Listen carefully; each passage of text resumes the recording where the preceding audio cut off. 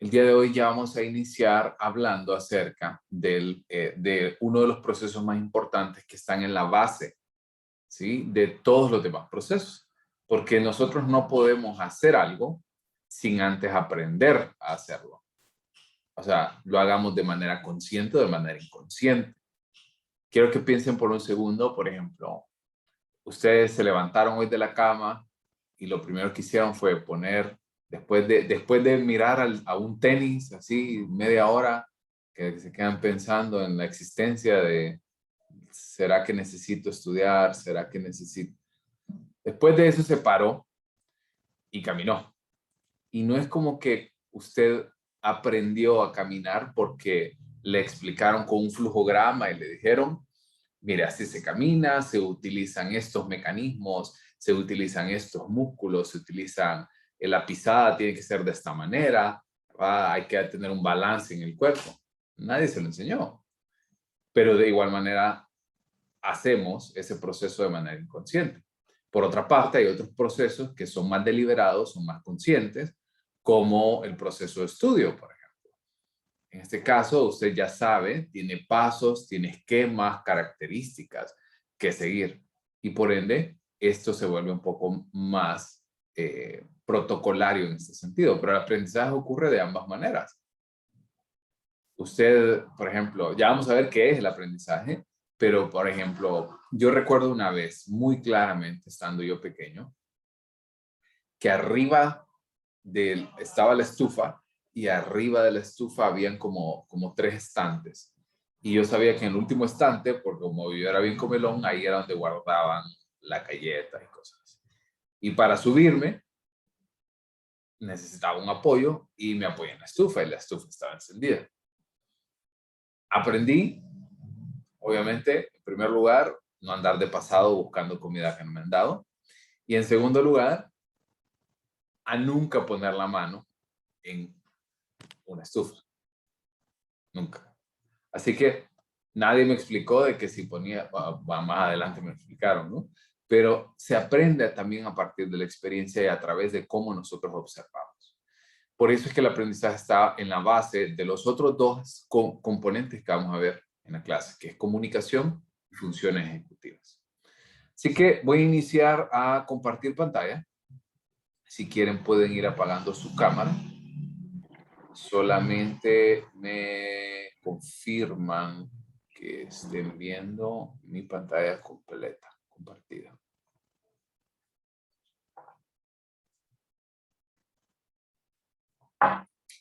¿Sí se ve? Sí, Lick, sí se ve. Perfecto. Ok. Entonces, cuando nosotros hablamos de aprendizaje, tenemos que empezar por entender que el aprendizaje es un proceso. El aprendizaje nunca acaba.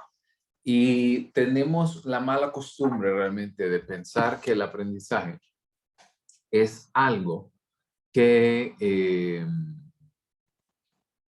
tiene que ocurrir en una escuela, que tiene que pasar de X o Y manera, o que necesitamos un profesor que nos enseñe. No, es un proceso que nunca acaba.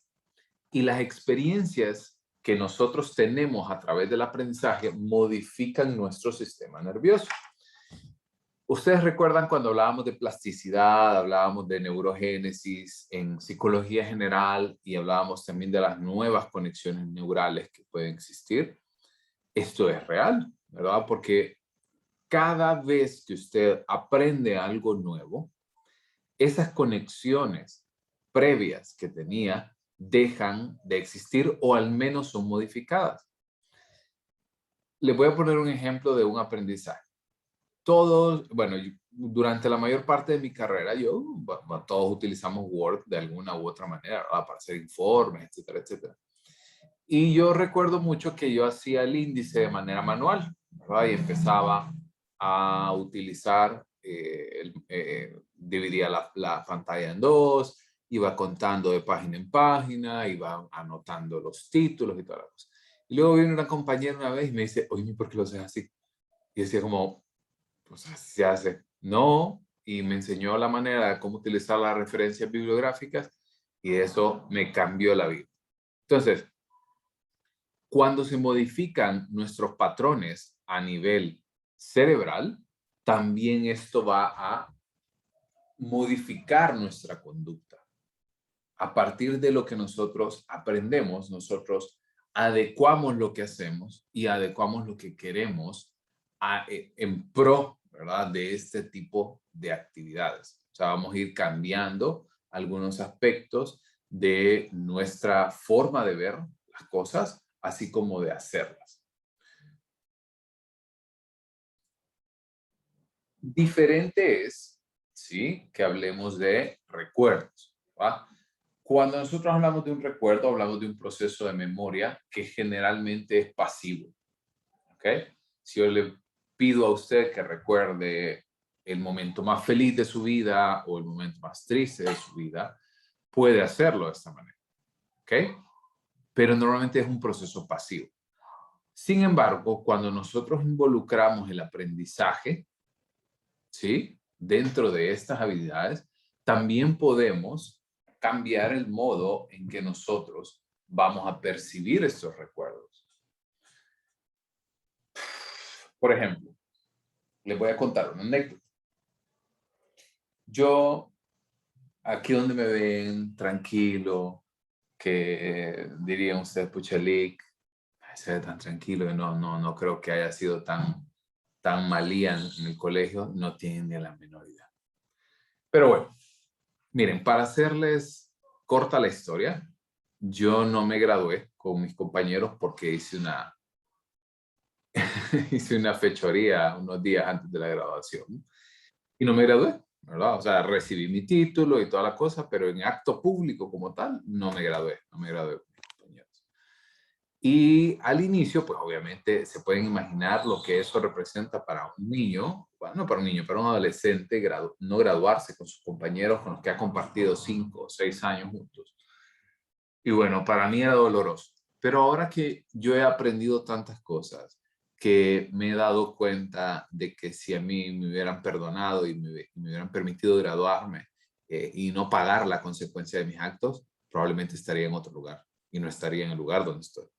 Entonces, ahora yo pienso en ese recuerdo y no me causa dolor, realmente me causa agradecimiento, porque el aprendizaje cambió este recuerdo, cambió la forma en la que yo percibía esta experiencia.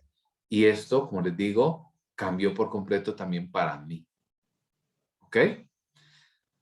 Entonces, el aprendizaje se relaciona con la plasticidad sináptica o la plasticidad neuronal, donde vamos a cambiar la estructura o la bioquímica de la sinapsis. Recordemos que las sinapsis ocurren cuando dos neuronas se encuentran en el espacio sináptico e intercambian, ya sea impulsos eléctricos o componentes químicos, conocidos como neurotransmisores.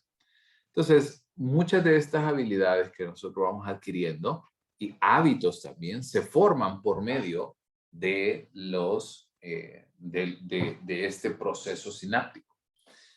A ver, les quiero hacer una pregunta. Si alguien quiere compartirlo, alguien tiene un mal hábito, que usted sabe que es un mal hábito y que quiere cambiarlo, pero no puede. A ver, les doy un minuto para que lo piensen.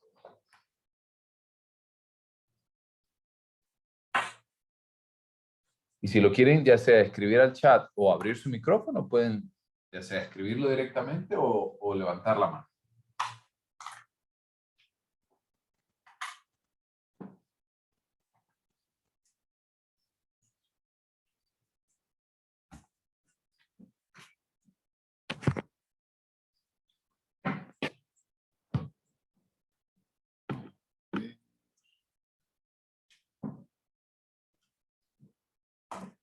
Todos tenemos malos hábitos. Comer unas uñas, tomar demasiada Coca-Cola. En el caso de Laura, que es comer sus uñas. Alexa dice, soy desordenada. Pero como más puntual, Alexa. Así como los dos ejemplos anteriores. No comer a tiempo ya. Ya a mí no me preocupe, ahora con el tema del ayuno intermitente ya podemos encontrar una excusa para decir que no comemos a tiempo. Lick, yo creo que yo tengo el presentimiento de que usted lo pusieron en ese ayuno porque es la cuarta vez que lo Sí, menciona. sí, no, no, mentira. No, la verdad que le voy a decir que no, a mí me gusta mucho este tema del ayuno intermitente. Me enojaba, le voy a contar cómo nació la idea del ayuno intermitente para mí.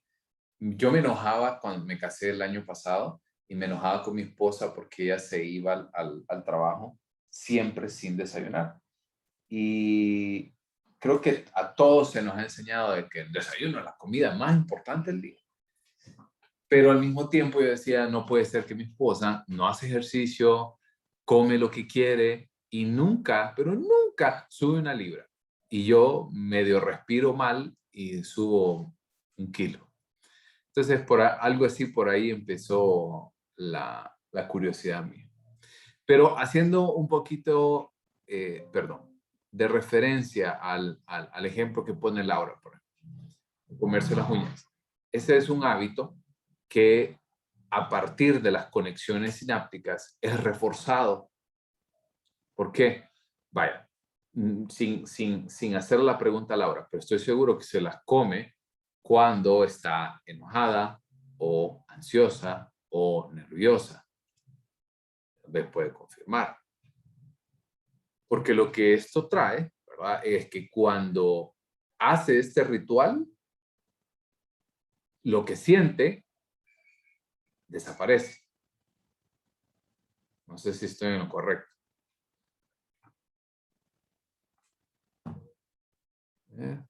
Sí, dice Laura. Entonces, al desaparecer ese estado no deseado, las conexiones sinápticas vienen y dicen, hey, cuando te comes la uña, no te sentís mal, te sentís bien. ¿Y qué hace entonces la siguiente vez que se siente mal? Come las uñas. ¿Me entienden? Nosotros pensamos en aprendizaje como en tablas y así como lo ven aquí al lado de la imagen, en tablas y computadoras y reglas. No, pero el cerebro, cuando el aprendizaje es significativo, genera una nueva estructura, una nueva conexión sináptica. Estoy seguro que después de la clase de hoy, ustedes no van a ver el aprendizaje de la misma manera como lo han visto hasta ahora. ¿Estamos? ¿Se entiende hasta acá? ¿Vamos bien con esta parte introductoria?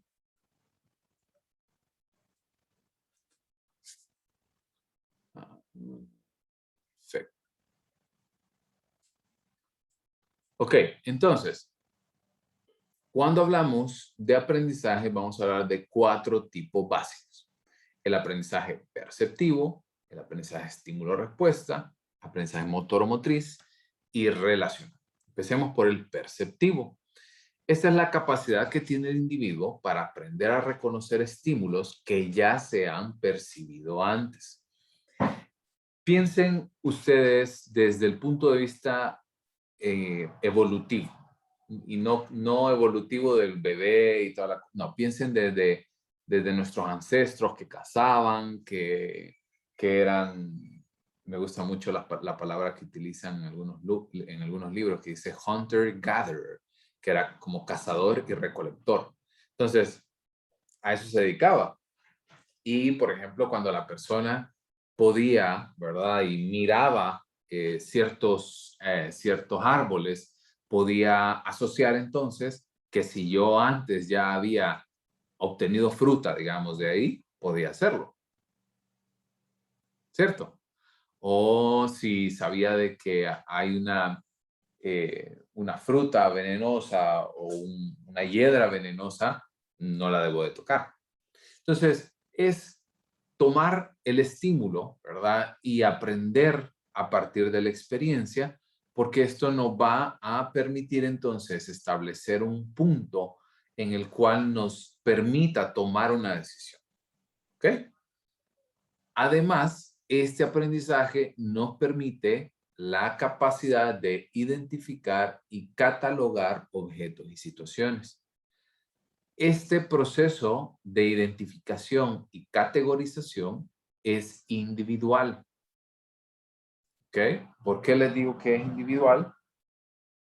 hablando ya no tanto como el punto de vista evolutivo, sino más bien hablando desde un punto de vista en la era tecnológica, para algunas personas, ciertas experiencias pueden ser felices, pueden ser de descanso, pueden ser tristes, pero todo esto depende de cómo usted valora esa experiencia. Por ejemplo, para mí, si ustedes me preguntan, para mí, ver televisión es una pérdida de tiempo. No porque yo diga, bueno, o sea, puedo ver tele, que conste, no es que no lo veo. Veo Netflix, veo videos en YouTube, y lo veo en mi televisión. Pero ver como novelas, como series que no aportan y que yo siento que no aportan nada, para mí es inútil, es un tiempo perdido. Pero para otras personas no, para otras personas es una vía de escape, es un mundo. Pero ahí es donde venimos y comparamos este elemento de poder categorizar dicha información a partir de nuestra propia experiencia. El siguiente punto, ¿verdad? Que es el aprendizaje estímulo-respuesta. Este es el que ustedes ya, ni me voy a detener a describirlo porque es algo que ustedes ya han visto muchísimas veces con el condicionamiento clásico y el condicionamiento operante. Pero lo que nosotros debemos de entender es que nosotros aprendemos a ejecutar una conducta cuando se presenta un estímulo. Como lo que hablábamos ahorita de comerse las uñas. Estoy ansioso, estímulo, me como las uñas, respuesta. Muy sencillo, ¿cierto?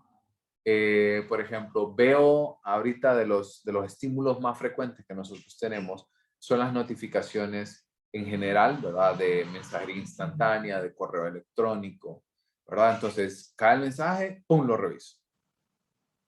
Entonces, es muy sencillo este proceso de aprendizaje porque en la medida que se repite, mayor probabilidad existe entonces que esta conducta continúe, que esta conducta se perpetúe. Por otra parte, el aprendizaje motor es aprender a realizar una nueva respuesta. ¿Cuántos de ustedes han visto la serie The Big Bang Theory?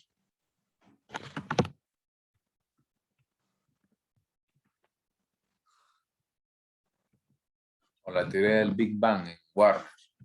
Creo que está en Prime también, Amazon Prime.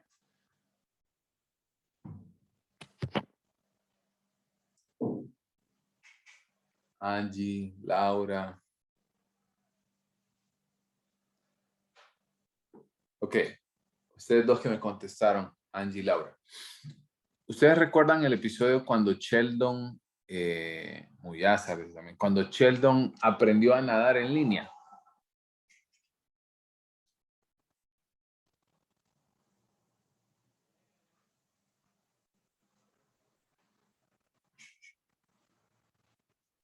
Laura, a ver, ¿puede explicarlo? ¿Puede contárselos al resto de sus compañeros?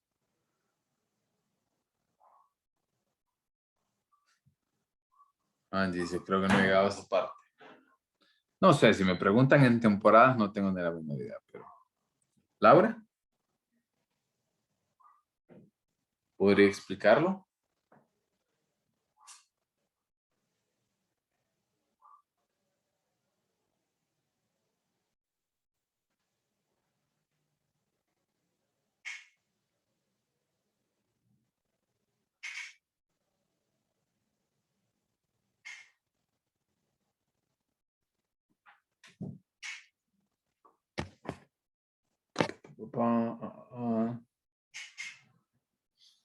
Ajá. Fue como la vez que le enseñaron a conducir, que lo hizo a través de tutoriales, pero así específico no me acuerdo.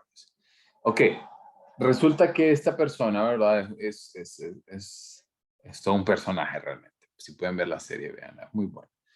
Y me gustó mucho porque él dice de que él aprendió a nadar. Y le dice, ay, ¿a qué gimnasio fuiste? ¿O a qué piscina fuiste? No, aprendí leyéndolo en un libro. Ok, pero y nunca te tiraste al agua. No, no lo voy a hacer. Aprendí sin necesidad. Entonces, hay personas, ¿verdad?, que son muy teóricas. Sin embargo, hay otras personas que deben de manipular, ¿verdad? Y el aprendizaje motriz es ese impulso que lleva a las personas realmente a poder aprender de esta manera. Entonces, esto es aprender a realizar una nueva respuesta y sobre todo se establece una conexión entre los sistemas sensitivos y los sistemas motores. Recordemos que nosotros tenemos las neuronas aferentes y eferentes y por ende dicha información, ¿verdad?, se va a transmitir desde el sistema nervioso central hacia cada uno de los aspectos donde debe llegar. El aprendizaje motor ocurre en casi todas las experiencias que nosotros tenemos. Pregunta Magnori que si es posible. No solo es posible, es algo que usted hace todo el tiempo. Piensen ustedes en una habilidad que no tenían hace, qué sé yo, un año, un mes, una semana. Yo, por ejemplo, si me preguntan a mí, yo no podía cocinar mucho. Me defendía comiendo cosas muy básicas y sobre todo Sopa cosas ricas instantánea. o cosas instantáneas o cosas fritas. Yo creo que por eso era que pesaba un montón hace un par de años. Pero lo que les quiero decir, aprender a nadar sin entrar al agua. No, no, eso no. Realmente no es posible porque a eso es a lo que vengo. Puedes saber la parte teórica de algo, pero hasta que no lo ponga en práctica difícilmente va a poder saber si lo sabe o no. Si usted me pregunta a mí, yo jugué baloncesto muchos años, como 12 años, y yo sé lo básico de lo que usted debe hacer para poder encestar una canasta, pero que yo sepa lo básico a poder hacerlo es otra cosa. ¿Me entiende? Porque el aprendizaje motriz ocurre en la medida que nosotros vamos haciendo esa actividad. Piensen, por ejemplo, volviendo al ejemplo que yo les estaba diciendo acerca de cocinar.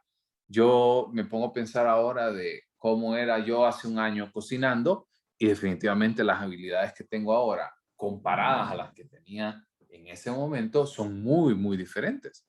Porque existen conexiones entre entre mi sistema sensitivo y motriz que me llevó a desarrollar estos cambios. Ahora soy más habilidoso con el cuchillo, soy más habilidoso con la peladora, con dichos instrumentos. Vamos. Es como conducir, puedes saber la teoría, pero es diferente a la práctica. Y lo que hace el aprendizaje motriz es que entre más practicamos algo, más probable se va a volver que nosotros aprendamos a hacer esto. No sé si ustedes han leído el libro que se llama, se los coloco en el chat, se llama Outliers, de Malcolm Gladwell. Si no lo han leído, se los recomiendo muchísimo. O creo que en español se llama Fuera de Serie. Y explora el por qué las personas que nosotros vemos que tienen éxito en muchos campos, por qué tienen éxito. Y él habla acerca de la regla de las 10.000 horas. Y él dice de que una persona para volverse experto en algo debería de cumplir con esas 10.000 horas. Después de las 10.000 horas se puede decir que es un experto. Entonces, por eso les digo, entre más tiempo tenemos y entre más nos exponemos ante dicha información, más fácil se va a volver a hacer este tipo de actividades. ¿Estamos? Y finalmente tenemos el aprendizaje relacional. Esto es cuando nosotros establecemos relaciones entre estímulos individuales.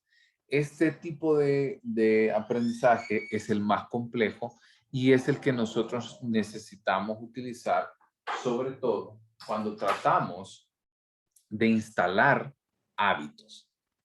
Por ejemplo, ¿a qué me refiero con esto? Yo en lo particular, siento bueno, tengo dos perros, creo que ustedes ya los han visto. Y yo creía hace un par de meses que yo sacaba a los perros por ellos. Pero realmente me di cuenta, tuve un viaje y en el viaje estuve en un hotel confinado y me di cuenta que realmente la caminata diaria que iba con ellos no solo era para ellos, era también para mí. Pero la cantidad de veces que yo repetí esto es lo que me llevó a establecer la relación entre una caminata y un poquito de paz mental, paz para mí, un lugar que no estaba accesible de manera necesaria instantánea ni en correos electrónicos, así que me permitía desconectarme un poco. Pero esto no me daba cuenta hasta que tuve la experiencia de poder perder este tipo de privilegios, por así decirlo. Entonces, el aprendizaje relacional es que vamos a tomar estímulos individuales y luego vamos a permitir asociarlos. Por ejemplo, cuando nosotros hablamos de hábitos, ¿verdad? Nosotros tratamos de alguna manera de poder establecer, ¿verdad? Hábitos constructivos. Y estos hábitos constructivos dependen mucho de los disparadores que nosotros tenemos. ¿Les ha pasado que ustedes hacen algo hasta que se tropiezan con ese algo? Por ejemplo, de lo típico, cuando su mamá les pedía que sacaran una carne del freezer. Y hasta que no llegaban al freezer, la carne. ¿Les ha pasado? Uy, sí, Lick, demasiado. Más bien ahorita me acordó que tenía que sacar la carne. Ah, ya ve. Entonces, cuando nosotros establecemos, ¿verdad? Una conexión entre dos estímulos, entre que llego a la cocina y hago una actividad, es un aprendizaje. Y quiero comentarles algo también. ¿Cuántos de ustedes en medio de pandemia, ¿verdad? Con todo este tema del confinamiento, han desarrollado problemas de sueño? Problemas de sueño.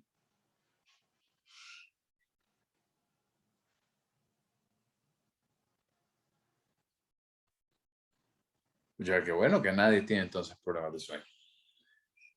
Porque lo que pasó en estos días, en los días más fuertes de la pandemia, ¿verdad? Los momentos iniciales por allá en marzo, abril y mayo del 2020, si ustedes recuerdan, era difícil salir y todo el mundo como que empezó a confundir el día con la noche, se dormían 3, 4 de la mañana porque creíamos que no, que esto iba a acabar, que iban a ser 2 semanas y no sé qué. Pero realmente empezamos a establecer conexiones que no eran apropiadas para nuestro cerebro, como trabajar en la cama, como estar todo el día en nuestra cama, y cuando llegaba el momento de poder dormir, no podíamos conciliarlo, porque el cerebro había establecido esa relación entre cama y trabajo, entre cama y estar despierto, cuando realmente no debería de ser de esta manera. ¿Se entiende el aprendizaje relacional? Perfectamente. Perfecto. Ok, avancemos entonces. Empecemos con el aprendizaje perceptivo. Como habías hablado, aprendemos acerca de las cosas, aprendemos a reconocer estímulos nuevos, cambios o variaciones en estímulos conocidos. El aprendizaje perceptivo entra principalmente por los sentidos, ¿ok? Por cualquiera de las 5 entradas sensoriales. Y esto va a ocurrir como un resultado de los cambios en conexiones sinápticas en la corteza sensitiva de asociación. ¿Recuerdan lo que nosotros vimos en toda la unidad 1? La vía neural que lleva y todo el proceso de información hacia cada una de las cortezas. Entonces, el aprendizaje perceptivo, de manera fisiológica, lo que va a causar entonces es una conexión distinta en la corteza sensitiva de asociación. Por otra parte, el aprendizaje estímulo-respuesta, ¿verdad? Era lo que nosotros hablábamos. Lo que va a desarrollar entonces en este tipo de individuos son respuestas automáticas que son reflejos realmente. Y este tipo de reflejos ocurren de manera categórica y sobre todo han sido de alguna manera dispuestos en dos categorías principales. Lo que nosotros habíamos hablado, el condicionamiento clásico, voy dando una pasadita rápida, pues esto ya lo hemos hablado hasta por donde no. El condicionamiento clásico, a que se hablaba acerca del aprendizaje a través de los diferentes estímulos que nosotros podemos tener y luego la asociación de dichos estímulos. Nombres como Iván Pavlov o John B. Watson, están sumamente asociados con el estímulo condicionado para generar una respuesta condicionada. Por ahí, para que recordemos un poco la campana, la comida y la salivación del perro, y luego pues eliminábamos el estímulo por ahí que gestionaba la respuesta condicionada y solo nos quedábamos con el estímulo que condiciona dicha respuesta. Y por otra parte tenemos el condicionamiento instrumental o el condicionamiento operante. Un dato adicional para que ustedes se vayan enamorando de la serie esta, de The Big Bang Theory, hay un episodio que hablan de condicionamiento operante. Así que cuando yo estaba dando teorías 1 o 2, no me acuerdo, creo que la 2, les mostré ese episodio y daba bastante risa porque el mismo personaje, Sheldon, trataba como de alguna manera de educar a la novia de su compañero de cuarto para que ella hiciera ciertas acciones que a él le parecían correctas. Entonces, el condicionamiento operante como tal nos va a permitir a nosotros modificar nuestra conducta en función de las consecuencias que acarrea. Recordemos que por aquí tenemos el castigo, tenemos el reforzamiento positivo, el reforzamiento negativo, que en el caso del reforzamiento, en ambos elementos lo que se busca es aumentar la tasa de respuestas, pero en el castigo queremos disminuir esa tasa de respuestas. O sea, en el caso del castigo, nosotros lo que queremos es eliminar una conducta. Sin embargo, cuando nosotros recompensamos, ¿verdad? o reforzamos algo, lo que queremos es que aumente esa conducta. Y recordemos que habían dos vías en el reforzamiento positivo y el reforzamiento negativo. En el caso del reforzamiento positivo, nosotros vamos a alcanzarlo a través de estimulación y sobre todo de ofrecer o brindar algo. Y el reforzamiento negativo también busca aumentarlo, pero aquí se hace la actividad por miedo a perder algo. Entonces, cuando nosotros queremos que estas conductas ocurran con mayor frecuencia, es cuando nosotros vamos a tratar de reforzar. Cuando nosotros queremos que estas conductas ocurran con menor frecuencia, vamos a castigar. Las consecuencias favorables como estímulos reforzantes y a las consecuencias desfavorables como estímulos punitivos. En el caso, por ejemplo, voy a poner el otro caso, el otro ejemplo que pusieron por ahí que les encantaba la coca. A ver. Angie dijo, tomo demasiada Coca-Cola. ¿Alguien de aquí les pasó lo mismo que a Angie, pero de repente desarrollaron piedras en los riñones y por eso dejaron de tomar Coca-Cola?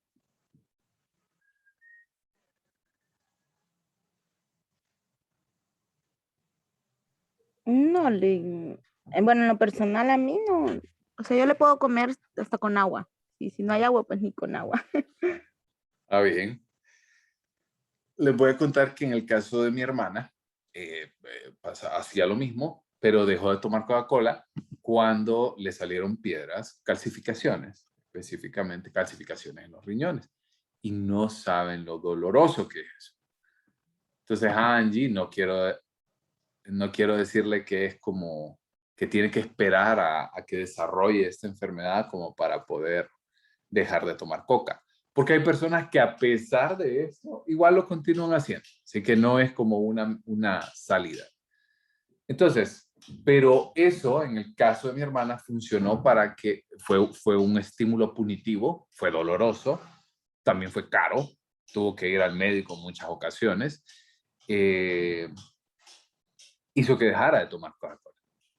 Dice, Muyasa, a mí me afectaba para el colon. Así que cuando nosotros empezamos a tener efectos punitivos en algo, normalmente desistimos de hacer dicha actividad. ¿Ok? Cuando ustedes, por ejemplo, imagínense que pasan mucho tiempo en redes sociales y quieren dejar de hacerlo hasta que no cause como una pérdida, por ejemplo, como perder una clase, ¿sí? Perdí una clase por haber estado en redes sociales todo el tiempo y en lugar de estar prestando la atención a League Orlando, estoy en Facebook, estoy en Instagram o tengo otra página abierta, hasta que no pierda la clase, no va a lograrlo. Dice Carmen, no, siempre funciona. No sé si es con el tema de las piedras, de las calcificaciones.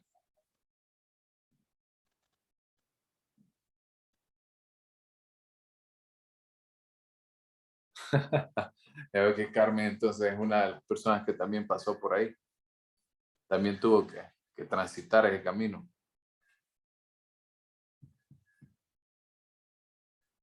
Ok. Una pregunta con eso, o sea, eso es, bueno, como le digo, yo puedo comer hasta sin agua, pero eso se vuelve tan adictivo así como el café, porque bueno, usted dice que usted es adicto al café, ¿verdad? Que siempre se hace sus casitas por la mañana. A mí en lo personal, el café no me gusta. Entonces yo soy como que más de jugos por la mañana o el cereal con leche o cosas así. Pero es que, o sea, yo no entiendo así porque mi papá es de las personas que a cada ratito está agarrando café. O sea, el termo de mi casa está lleno de café todos los días y si es posible mi mamá hace hasta 2 veces al día porque mi papá con una tacita ahí agarra su poquito, pero es constante. Él está agarrando y yo, o sea, no me meto eso en la cabeza de que como a una persona le puede gustar tanto algo. Pues la verdad que es una buena pregunta. Si me pregunta a mí como tal, a mí me gusta el café, pero no solo un tipo de café, porque yo varío de café casi cada mes.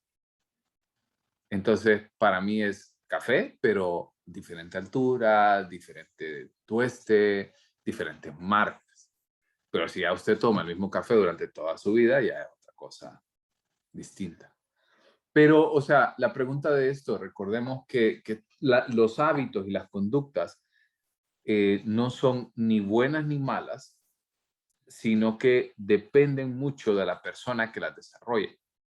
O sea, si usted me pregunta a mí, por ejemplo, para mí tomar Coca-Cola no es un problema. Puedo tomar, tomo de vez en cuando, no tomo a diario, pero puedo tomar y no me mortifica.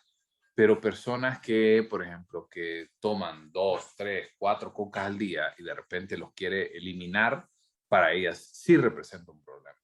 Entonces, depende del ojo, ¿verdad? O la lupa bajo la que lo estamos observando. Por ejemplo, Alexa dice, yo si no me tomo el café no puedo despertarme del todo. Para mí, eh, hace poco vi un meme que me gustó, que dice, yo no tomo café para despertarme, yo me despierto para tomar café. Yo me siento identificado con ese meme. Estamos, pero estamos con el tema de condicionamiento operante, que el aprendizaje va a ocurrir dependiendo de si reforzamos algo, si castigamos algo o si nosotros tenemos un impacto para tratar de aumentar o de disminuir las conductas. Estamos. Es ¿Sí? que yo creo que todo con medida, pues con medida todo es bueno. Totalmente, totalmente. Ok, entonces avancemos al tercer punto, que es el aprendizaje motor. Creo que todos se pueden ubicar con la imagen que coloco en la diapositiva, que es el andar en bicicleta. El andar en bicicleta, sobre todo, ¿verdad? Todo el mundo dice de que el que aprendió a andar en bicicleta nunca se le va a olvidar. Y la verdad es que tienen un cierto grado de razón, porque nosotros vamos a estimular las vías sinápticas, las vías neuronales, y estas vías se van a mantener a lo largo del tiempo. Entonces, debemos de comprender esta parte bajo el entendido de que el aprendizaje motor va a ocurrir a partir de esas conexiones. Sí existe una diferencia importante en el aprendizaje motriz que ninguno de los otros tiene, y esto es el grado en que se aprenden nuevas formas de conductas. Entre más desconocidas sean, más circuitos neurales de los sistemas motores se van a modificar. O sea, entre usted nunca ha hecho una actividad motriz y en la medida que continúa practicándolo, más conexiones neurales van a verse modificadas. Por ejemplo, en lo particular yo hago ejercicio, camino principalmente, camino mucho, pero empecé a tomar un gusto un poquito más pronunciado por practicar deportes.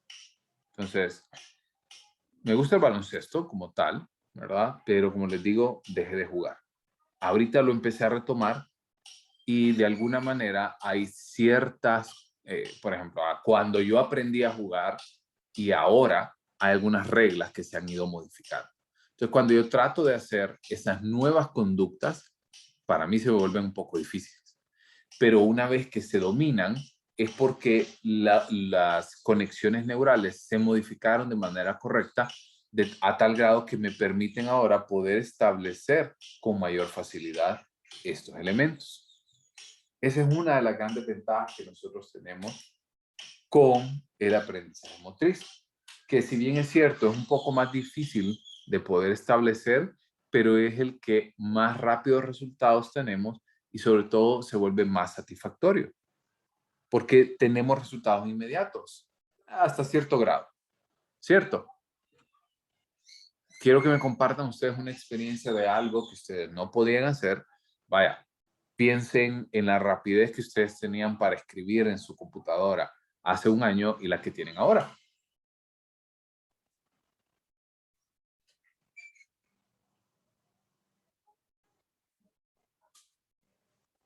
Esa rapidez pasó a la rapidez de escribir en el teléfono, Lee. Bueno, imagínense, o la rapidez que tienen ahora para poder ingeniarlas y conectarse en reuniones de Zoom. Por ejemplo, los profesores, a mí se me hizo muy fácil, pero vaya, por ejemplo, profesores, ustedes saben que en la escuela de psicología hay muchos profesores con edades ya bastante altas. Entonces, imagínense lo difícil que representó esto de poder irse como acostumbrando a este tipo de situaciones. Ahora escribo más rápido porque antes era súper lenta usando la compu. Totalmente. Entonces nosotros vamos desarrollando y como les digo, el aprendizaje motriz se tiene una retroalimentación casi inmediata. ¿Estamos? Y pasamos entonces al último aprendizaje que es el relacional. En este tipo de aprendizaje, ¿verdad? Vamos a relacionar la información nueva con la que nosotros ya poseemos. Vamos a reajustar, reconstruir ambas informaciones en este proceso. La estructura de los conocimientos previos condiciona los nuevos conocimientos y experiencias y estos también modifican y reestructuran a los primeros. A ver, pregunta honesta, sincera. Ahorita con este tema del condicionamiento operante que les acabo de decir, ¿alguien ve ahora el condicionamiento operante de manera distinta a como lo vio en teoría 1 o en psicología general?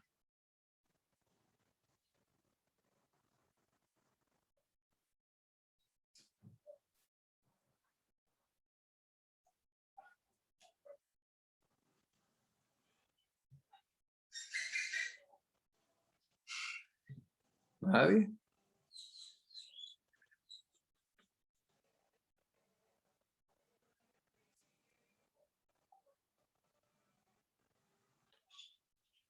Ok, entonces. A ver. Caso de psicología ni siquiera entendí ese condicionamiento operante, pero ahora ya, ya, ya lo logré Lo comprender. estamos viendo más a profundidad. Súper. Es que esto que ustedes están teniendo ahorita es un aprendizaje relacional. Lo que ustedes habían percibido en su momento, ahora, lo que ustedes están recibiendo ahora, tienen esos esquemas, pero ahora reajustaron esa información para poder reconstruir.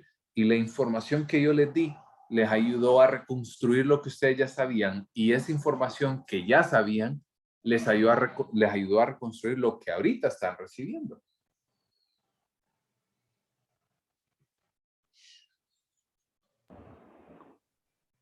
¿Se entiende?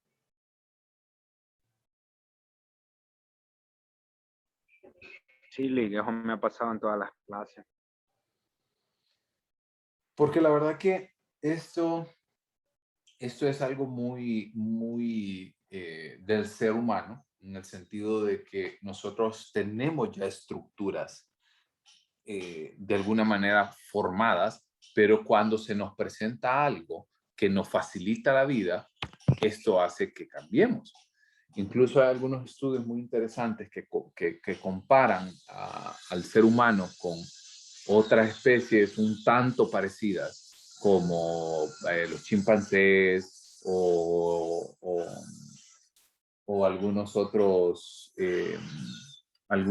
simios, y se les mostraba que, por ejemplo, había en una manada de monos, uno de los monos tenía una técnica más eficiente de hacer, de partir fruta o de recolectar algo, y los otros monos decidían seguirlo, porque esto les ayudaba a ahorrar tiempo, a ahorrar recursos, esfuerzo, calorías. Entonces, muy parecido pasa también con nosotros. Más allá, dejando de lado también el tema de orgullo que puede existir o algo por el estilo, ¿verdad? Entendamos de que este tipo de variaciones y de cambios que podemos tener tienen que ver con las estructuras cerebrales y cómo nosotros tenemos dichos esquemas dispuestos y cómo podemos realmente llegar a cambiar. ¿Vamos? ¿Dudas hasta acá? Ay. Dale un segundo. ¿Cómo vamos hasta aquí? ¿Bien? Sí, Lick, bien. Perfecto. Ok, entonces, ¿les parece? ¿Les parece si nos tomamos ahorita un receso de unos 10 minutos? Son las 10:01, nos vemos a las 10:11 para poder continuar. Bueno, Lick, ¿Listo? Nos vemos un ratito. Ok, pasamos entonces al siguiente punto porque... Un segundo.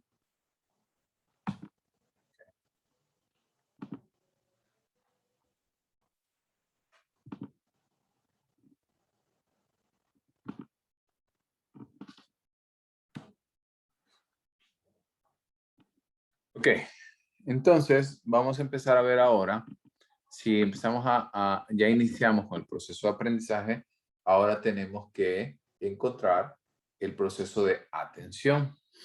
Y es muy sencillo como nosotros lo vamos a ir desarrollando, porque es un modelo que ustedes ya han visto anteriormente. El modelo de procesamiento de la información de Ebbinghaus es uno de los modelos más importantes cuando se trata de establecer el patrón que tiene la información y hacia dónde llega y cómo se puede alojar en nuestra memoria, porque eso es al final lo que nosotros hemos hablado. Entonces, en el caso de los estímulos, ya sabemos que los estímulos ingresan por las vías sensoriales: visual, auditiva, sinestésica, gustativa, olfativa, entre otras cosas.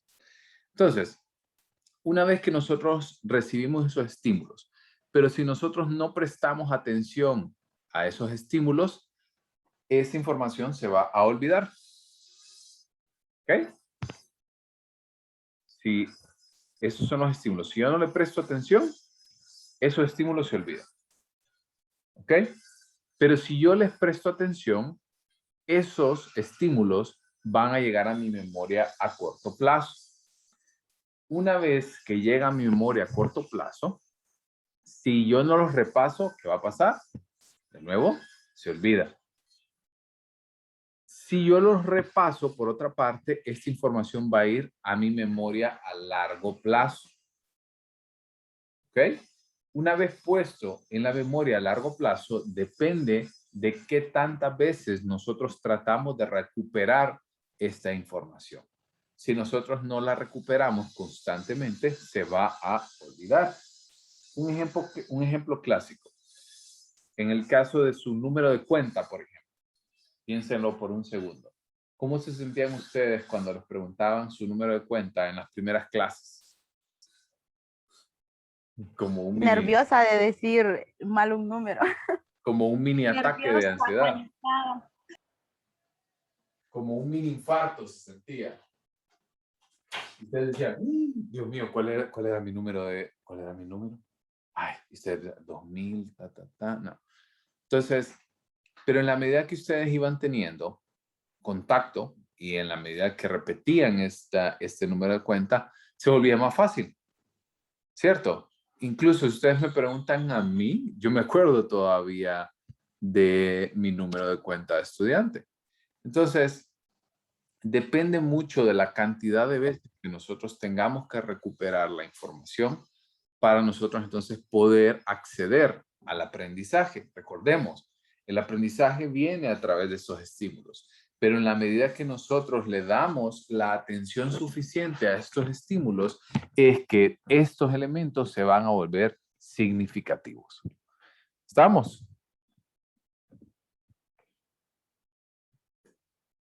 Sí, Perfecto. Entonces, si ya hemos hablado entonces del procesamiento de la información, vamos a hablar también acerca de los 3 tipos de memoria expuestos en el modelo de Ebbinghaus, que son la memoria sensorial, la memoria a corto plazo y a largo plazo. En el caso de la memoria sensorial, esta nos permite conservar la información, pero durante un periodo muy breve. Ustedes han sentido, piensen por un segundo, así como, ay, qué rico huele como a pan recién horneado. O qué rico huele a un perfume. O qué rica la sensación, por ejemplo, cuando ustedes acaban de comprar algo. ¿Perdón? ay, perdón que lo interrumpa. No, O no, no. ¿Sí? ese olor también de cuando, por ejemplo, uno va a Valle de Ángeles y así como el olor a pinos, esa sensación fresquita, o sea, se siente literal, no como aquí en Tegucigalpa de que, o sea, son otros aires, como dicen. Ajá, como cargado. Ujú, sí. Entonces, o por ejemplo, cuando ustedes compraron algo que viene envuelto en papel de burbujitas. La mejor sensación Oh, del mundo. pero es rápido. Dice por ahí, qué rico ese olor que dice Annette, el olor a un libro nuevo. Entonces, pero quiero que piensen algo. La memoria sensorial solo nos permite realmente tener esa información por un breve periodo de tiempo. Ahí, en ese momento, en la memoria sensorial, es que nosotros transformamos esta información para darle sentido.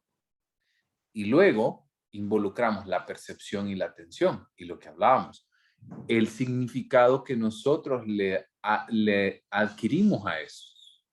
A lo mejor el olor a pan le recuerda a su casa, o por donde vivía, había un olor peculiar, o un árbol en particular, o una calle, o qué sé yo, o un sonido, o ese sonido tan bonito de tamales, no sé qué, o se compran baterías, que a lo mejor en algún momento esta memoria, ¿verdad? Usted va a poder acceder a esta información, pero no tiene el estímulo en ese momento. ¿Se entiende? Sí, sí, Lick. Perfecto. El siguiente paso, que es la memoria a corto plazo, es la información en que nosotros nos enfocamos en momentos específicos. Por ejemplo, normalmente la mayoría de personas se enfocan cuando estudian para un examen, estudian literalmente para el examen. Entonces, no permite llevar esta información a su memoria a largo plazo, porque lo recordamos en ese momento en específico. Por ende, vamos a poder retener la información y se va a tratar de conservar con los conocimientos previos de la memoria a largo plazo, o sea, con los esquemas que hemos visto anteriormente. Y finalmente, la memoria de largo plazo es ese almacenamiento permanente del conocimiento que nosotros tenemos. ¿Ok?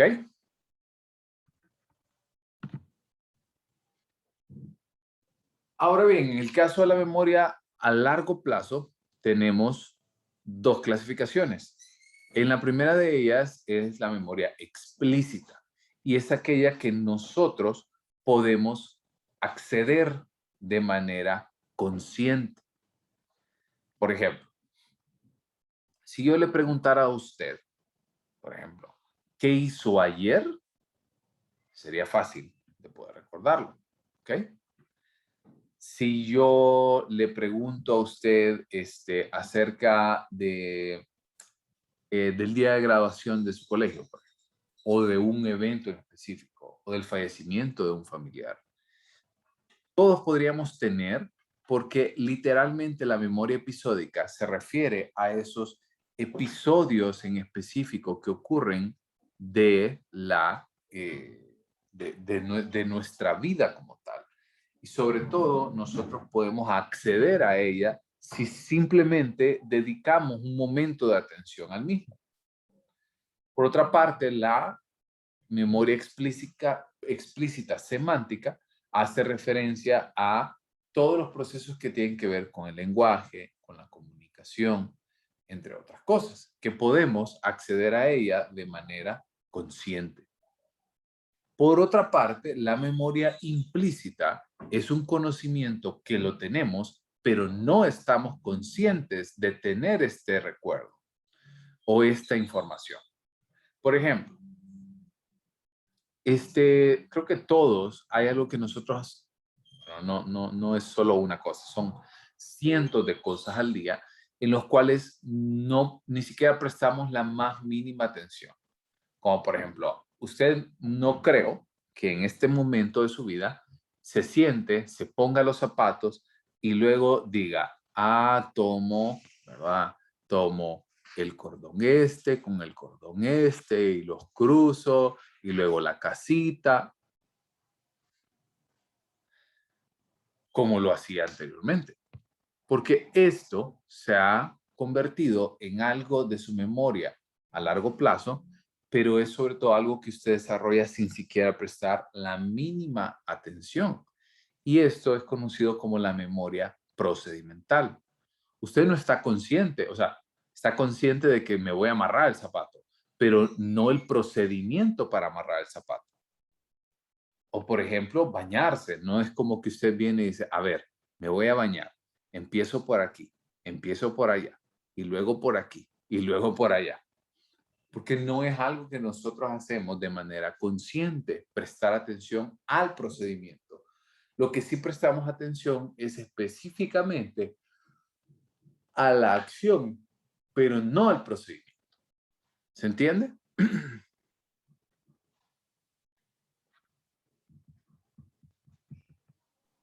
¿Vamos? Perfecto. Y la otra memoria es la memoria emocional. Nosotros indiscutiblemente le agregamos emoción al aprendizaje. ¿Me entienden cuando les digo que le agregamos emoción al aprendizaje? Por ejemplo, ¿qué es lo más interesante que usted ha aprendido en los últimos días? No tiene que ver con la clase, puede ser cualquier otra cosa.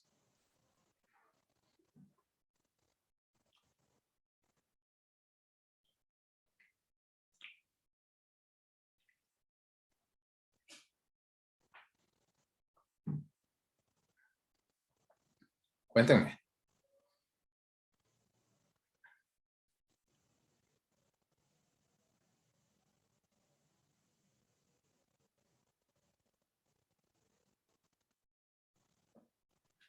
¿Cuál fue la pregunta, Lick? ¿Cuál ha sido el aprendizaje más significativo que ustedes han tenido en los últimos días?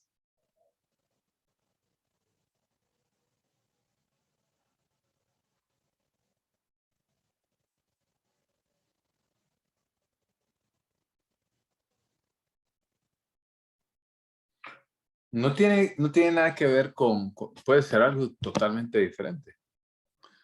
Mantener la tranquilidad en medio de problemas recientes, por ejemplo, dice Muyasa. Y, por ejemplo, ese aprendizaje que se tiene, ¿verdad? De pasar por un problema y y de poder como analizar este tipo de situaciones, nos permite a nosotros poder agregar una emoción. ¿Y a qué nos referimos con emoción? Tristeza, alegría, miedo. Créanme que cuando usted está en una posición que le permite estar alegre, por ejemplo, le va a ayudar más fácil a poder aprender algo. Piensen, por ejemplo, en una clase que a ustedes de verdad les gusta, que ustedes dicen, ay, mañana es miércoles, mañana me voy a conectar con tal profesor, o mañana es lunes o martes y me voy a conectar con tal profesor, porque me gusta cómo da la clase. A diferencia de otro profesor que, Dios mío, usted dice, ay, puchica, mañana otra vez toca, ¿cierto? Cierto. Entonces, cuando nosotros le agregamos emoción, tenemos que entender que la memoria y todo lo que nosotros aprendemos va a ocurrir con mayor probabilidad que se aloje en la memoria a largo plazo, porque eso es al final lo que nosotros queremos, ¿cierto? No queremos aprender algo para que se olvide más adelante, queremos aprender algo para que forme parte de nuestro repertorio. ¿Ok? Ahora bien, veamos un poquito de la fisiología como tal, qué es lo que va a ocurrir. Entonces, debemos de entender de que la memoria, como lo hemos visto, no se almacena en una sola área, porque entra por distintos elementos a nivel de la información. Entonces, podemos comprender, por ejemplo, que el lóbulo frontal, por ejemplo, está asociado con la memoria semántica y la memoria episódica. Que la corteza prefrontal está asociado con el almacenamiento de recuerdos a corto plazo, o el lóbulo temporal que está asociado con la formación y el almacenamiento de los recuerdos semánticos y episódicos. La amígdala, por ejemplo, que forma parte del sistema límbico, que ustedes van a ver en Psicofisiología 3, está asociada con los recuerdos emocionales. Solo permítanme un segundo.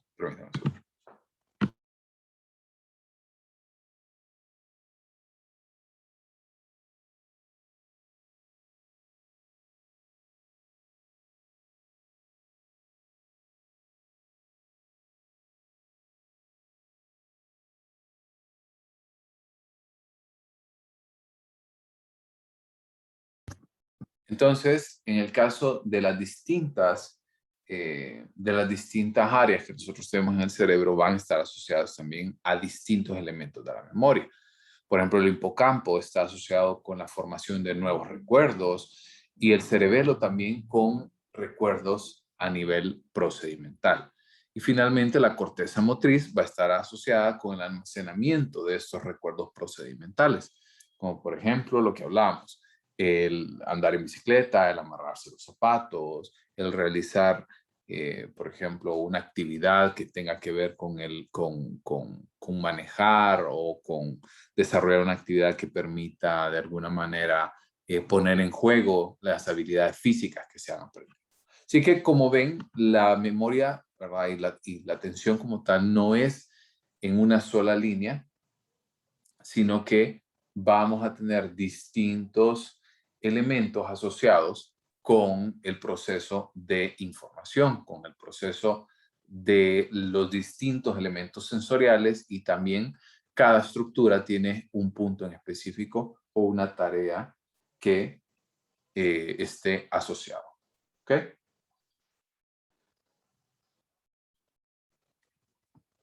Ahora, vamos a ver un poco acerca, si ya hemos visto, ¿verdad? Como la tradición de lo que hemos visto, ¿verdad? Que siempre vemos la parte psicofisiológica, vemos la parte teórica, también tenemos que empezar a ver las dificultades, ¿verdad? O los trastornos que podemos encontrar.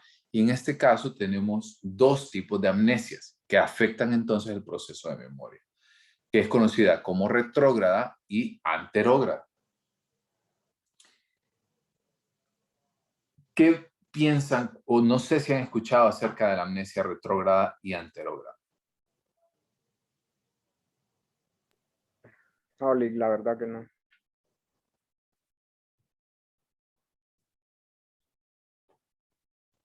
Ok, entonces quiero que piensen en algo a partir de ahora. Cuando ustedes piensen en amnesia retrógrada, piensen en esa flecha hacia atrás. Y cuando piensen en amnesia anterógrada, piensen en esa flecha hacia adelante.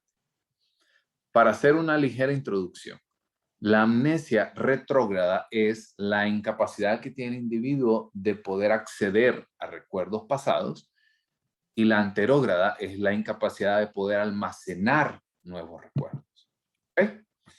Entonces, en el caso de la amnesia, ¿verdad? Que tenemos estas dos grandes divisiones, también podemos dividirlas por sectores donde ocurre la lesión. En el caso, si nosotros tenemos la lesión en el lóbulo temporal medial,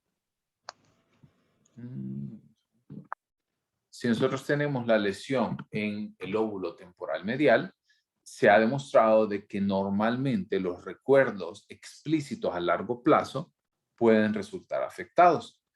Y también en algunos recuerdos a nivel semántico pueden mantenerse de manera normal, pero también pueden, los recuerdos episódicos pueden sufrir entonces un desgaste bastante significativo. También en la amnesia, que es conocida también como el síndrome de Korsakoff, es un trastorno de memoria que no tiene que ver con un daño cerebral a una estructura, sino que tiene que ver con la cantidad de alcohol que se ha consumido, e incluso también se ha comprobado en el caso de consumo de algunas otras sustancias, pero principalmente en el caso de alcohol, vamos a encontrar que estas fases iniciales del trastorno están sumamente asociados con la amnesia anterógrada. O sea, no puede acceder a recuerdos explícitos del pasado, sobre todo de los episódicos. Puede pensarlo desde su propio punto de vista o puede pensarlo también desde el punto de vista de un familiar, pero normalmente cuando hay un consumo de alcohol bastante elevado, esta persona tiende a perder el conocimiento y por ende no recuerda lo que ha hecho.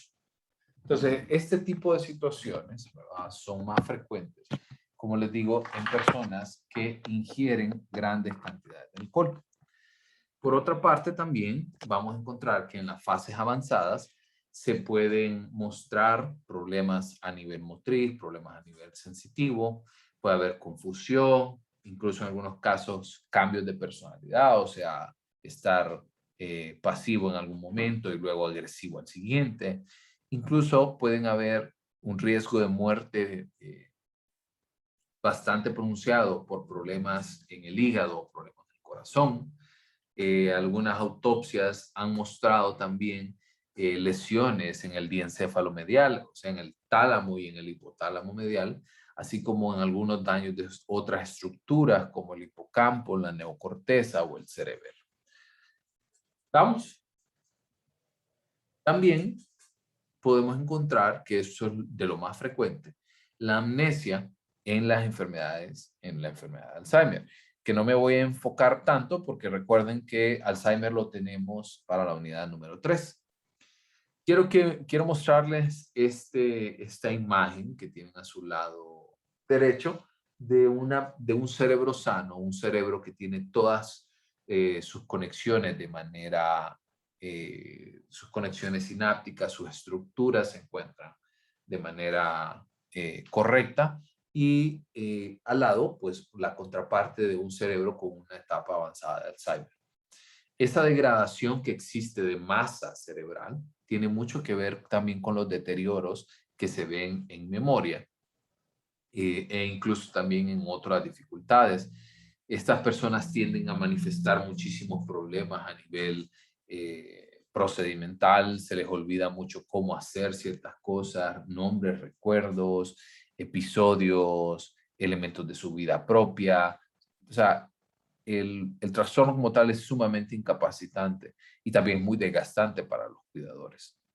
También puede manifestarse cuando ya se llega a etapas avanzadas en demencia, ¿verdad? Y esto hace que el paciente sea incapaz de realizar actividades como abrocharse una camisa, como amarrarse los zapatos, entre otras cosas. También los pacientes que se encuentran en un estado pre a la demencia, debido a Alzheimer, presentan alteraciones de memoria a corto plazo, también algunos tipos de memoria implícita. Normalmente el material verbal tiende a ser muy deficiente, por ejemplo, la forma en la que se comunican, ya no hay las estructuras ortográficas que nos lleven como a desarrollar estas habilidades verbales.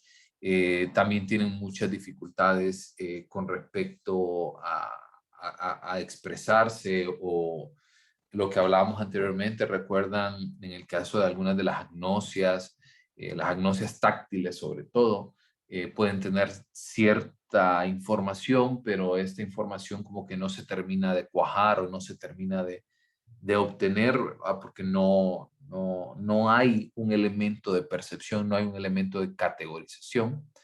También en la enfermedad de Alzheimer el nivel del neurotransmisor acetilcolina está muy reducido y esta reducción hace que se genere mejor dicho, se degenere el prosencéfalo basal, que es una área que se encuentra justo por encima y hacia adelante del hipotálamo.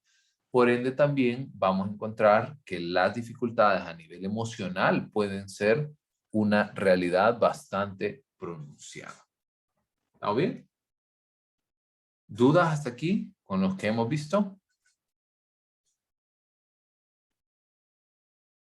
No, Perfecto. También tenemos que ver las amnesias tras una conmoción cerebral. Empecemos por qué es y cómo se produce una conmoción cerebral. En primer lugar, todas ocurren a partir del desplazamiento que existe del cerebro dentro del cráneo como una consecuencia de un golpe, de un impacto, por ejemplo. Imagínense, por ejemplo, accidentes de auto. No sé si ustedes han visto, por ejemplo, deportes como boxeo, como fútbol americano, que hay bastante contacto, ¿verdad? Y esto puede llevar obviamente a que el cerebro, a pesar de tener distintas protecciones, sufra, ¿verdad? Este desplazamiento. Y después de este golpe, el cerebro puede reaccionar, ¿verdad? Inflamándose, se pueden causar hematomas que no se notan, o sea, algunos se pueden notar, ¿verdad? A nivel cutáneo, pero hay otros hematomas o incluso daños en vasos sanguíneos y nervios en el cerebro que no lo va a notar a simple vista, sino que muchas arterias y muchas venas en el cerebro a partir de este golpe pueden entonces sufrir un daño irreversible y por ende, obviamente, cuando nosotros tenemos daños en estas estructuras, también se ven dañados los procesos mentales. Y esto es conocido como una amnesia postraumática, que son los momentos previos y posteriores a la conmoción cerebral. Y esto puede traer un periodo de confusión con amnesia anterógrada y retrógrada.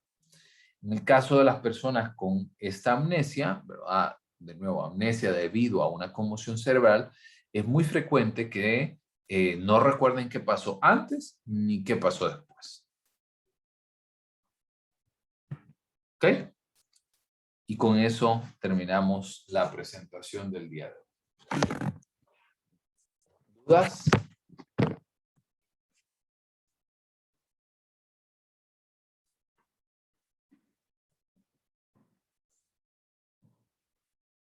No, claro, como el agua del río Choluteca. No, mentira, clarito. Está claro entonces. Ok. Entonces, si gustan, vamos encendiendo entonces su cámara para irnos despidiendo por hoy.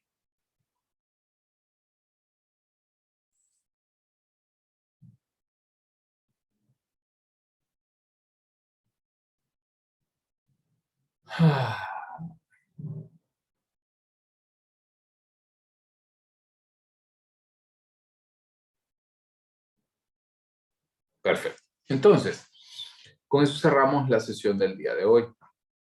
Recuerden, nos quedan todavía 2 temas para poder finalizar la unidad 2. Como les había dicho, la unidad 2 es más cortita. La unidad 3 tiende a expandirse un poquito más. Tienen toda la otra semana para seguir trabajando en su presentación. Recuerden esto. ¿Ok? Entonces, la presentación ustedes la van a entregar el domingo 31 de octubre. Todos, a pesar de que usted sea el grupo 10. Recuerden esto. Les quiero hacer una pregunta. Ya le voy a contestar esa pregunta de Annette. Antes, para no cortar esta idea, les quiero hacer la pregunta. ¿Su pareja sigue con ustedes? ¿Se perdió? ¿Ya no está?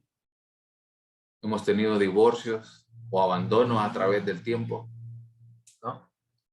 Su pareja de clase, La ¿verdad? mía, con la mía sigue ahí, todavía no se me ha divorciado. Esperemos que no. Perfecto. Les hago esta pregunta porque no recuerdo bien, pero creo que la semana pasada que nos reunimos también no hubo tanta asistencia. Entonces me preocupa un poquito porque hoy solo hay 13. Sé que hoy es viernes, hoy no es un día de clases, sin embargo, habíamos acordado de esto, pero por eso les pregunto. Para que ustedes hagan la entrega de esta documentación. Esta semana, ¿verdad? Tenemos clases lunes y miércoles. Vamos a iniciar de igual manera, ¿verdad? Yo creo que sí podemos hacerlo de manera regular a las 10. ¿Ok?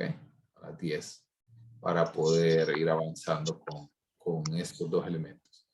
Y el día lunes de la siguiente semana, o sea, el lunes 1 de noviembre, vamos a sostener el examen. ¿Ok? Recuerden, el día 31, que es domingo, ustedes me entregan esta información. Y yo hago algunas observaciones o algunos datos. El lunes vamos a hacer el examen a hora de clase y van a tener lunes y martes para hacer correcciones también. Principalmente el grupo número 1, ¿verdad? Que el grupo número 1, 2 y todavía el 3, creo que van a alcanzar a exponer esa primera semana. Estamos hablando del 3 de noviembre, si no me equivoco. 3 de noviembre, miércoles 3 de noviembre. Entonces, vayan avanzando, incluso por ahí los grupos 1, 2 y 3, si me quieren ir mandando esa información antes del domingo para que les dé más tiempo también de corregir, me lo pueden enviar al correo, con todo gusto. ¿Vamos? ¿Siempre vamos a presentar el informe o solamente las diapositivas? Solo diapositivas. Ok, gracias. ¿Ok? Trabajenlas, que se miren bonitas, no tan cargadas.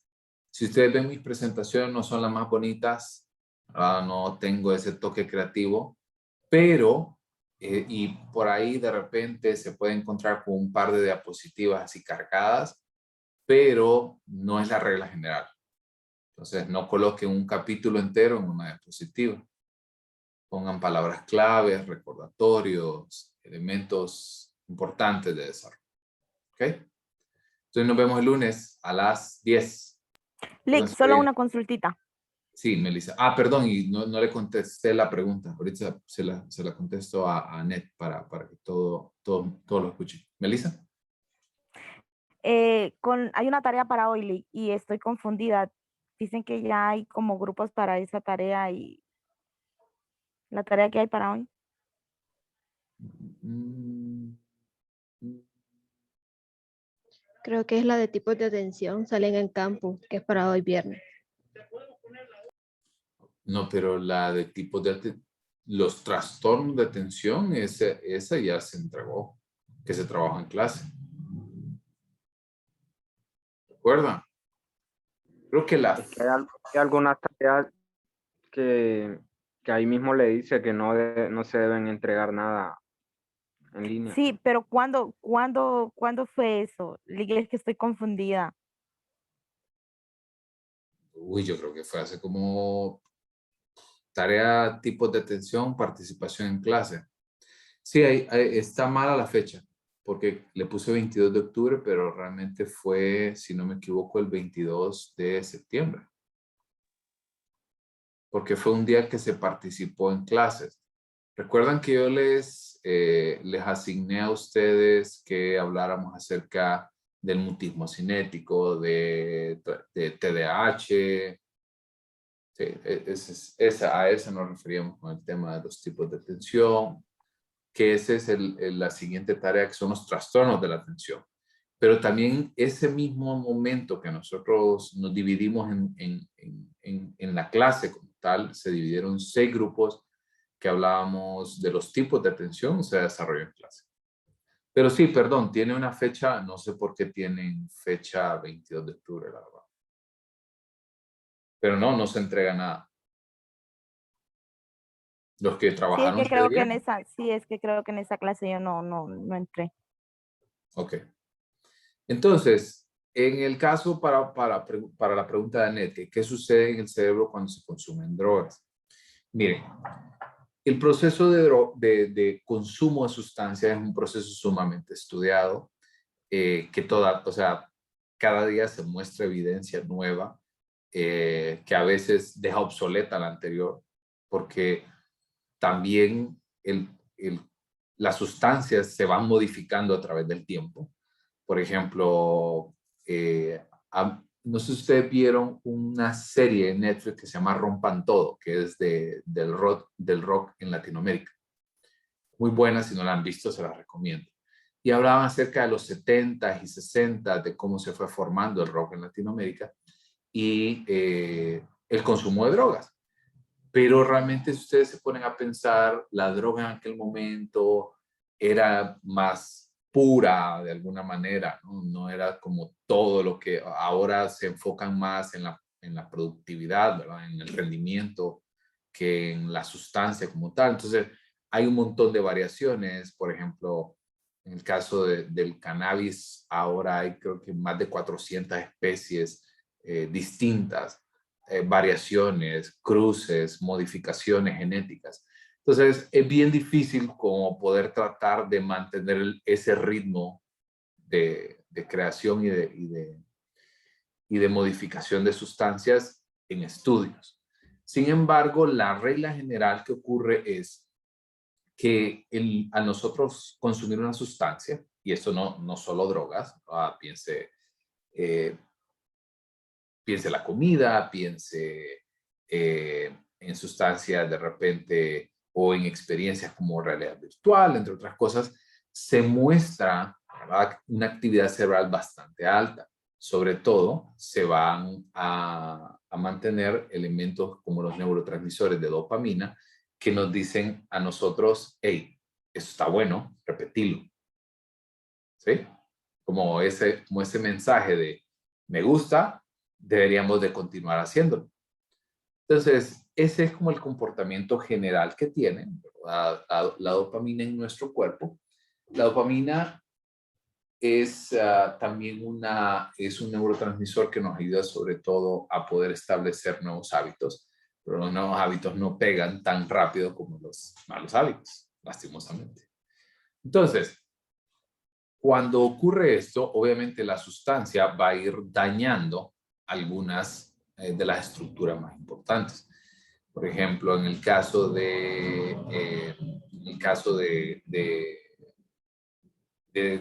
sustancias como el alcohol, por ejemplo, que es de las más estudiadas, o el cigarrillo, se muestra que destruye, ¿verdad? Destruye neuronas, destruye conexiones sinápticas, sobre todo en corteza prefrontal.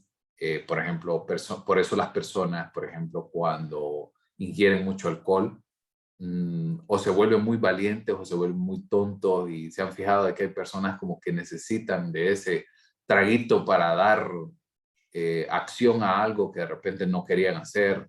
Entonces, como que apaga el sistema prefrontal y sobre todo le permite a la persona hacer este tipo de acciones. Entonces, no hay como una sola manera de explicar las sustancias y el consumo de sustancias a través del tiempo, porque son muchas como para seguir el paso, pero el mecanismo general es ese.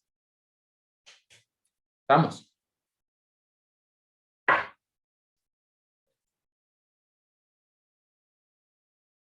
Annette.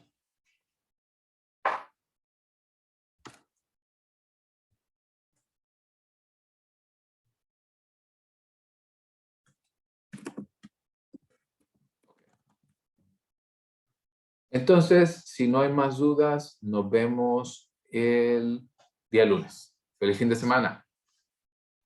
Gracias, igual. Bye. Muchas gracias. Gracias, Lick. Feliz día. Adiós, Lick. Gracias. Bye. Adiós, compañeros.